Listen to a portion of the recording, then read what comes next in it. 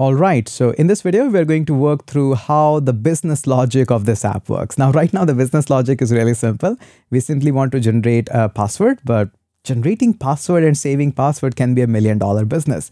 You can just look for companies like LastPass, Dashlane, and there are a lot of others as well. So don't treat it lightly. It can be $1 million business itself.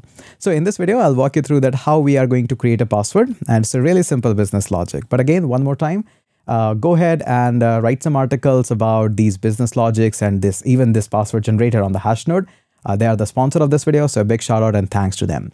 So the way how we are going to deal with the password generator is really simple. We are going to take a string. So that string, whatever it contains, I really don't care at this point of time. It might be just lowercase, it might be lowercase and numbers, it might be lowercase and special characters. I don't care about it. All I care is I have a long string which is having a lot of values inside it. So in order to generate a password of my particular favorite length, all I have to do is run a loop through that length, whatever is given to me.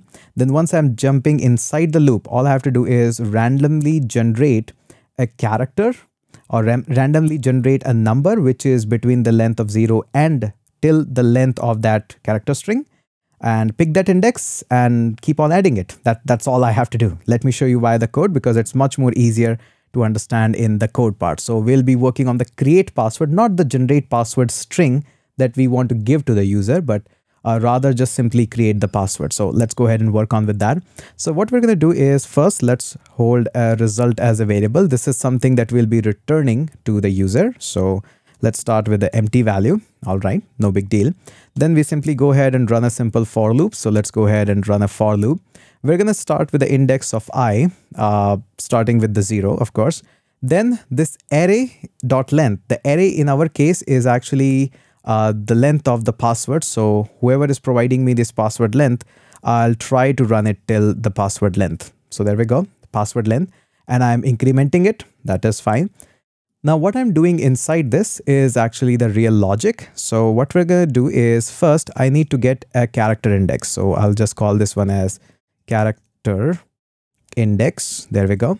Now, how can I generate this character index? I know that I have this math.random that can help me to generate this random values, but it will just generate any random values. I don't want that.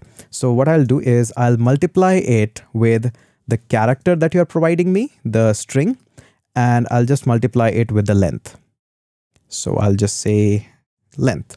Now what this will do is this will simply go ahead and simply ease my life by multiplying it with the character length, because the math.random, when you generate the values, it's between 0 and 1. When you multiply it with certain number, obviously that multiplication will come to me. So it will be of the character length or some size in between them.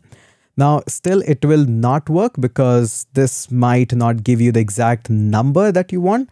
So you always want to run with math.round to this one so that we get a round number instead of those point decimal values and all of that.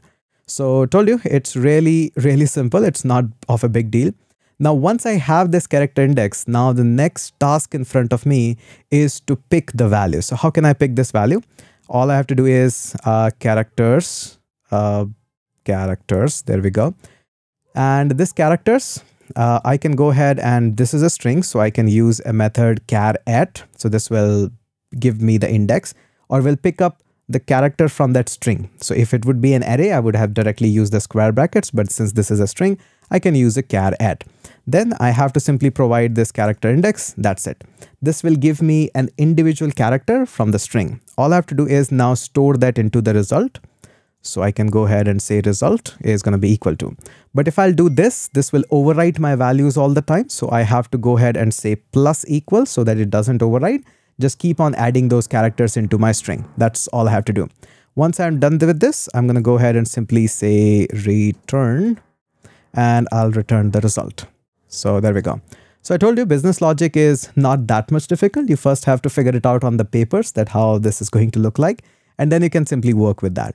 Now, surely there are better ways of generating the password or taking out the values from the characters. I'm pretty sure you can figure out better values or better logics than me, and I would love to see them in the comment section or on the Discord or a proper detailed article on the Hashnode about it. That is all what we'll be doing. Now, in the next video, we will be working on how we can actually generate a password string.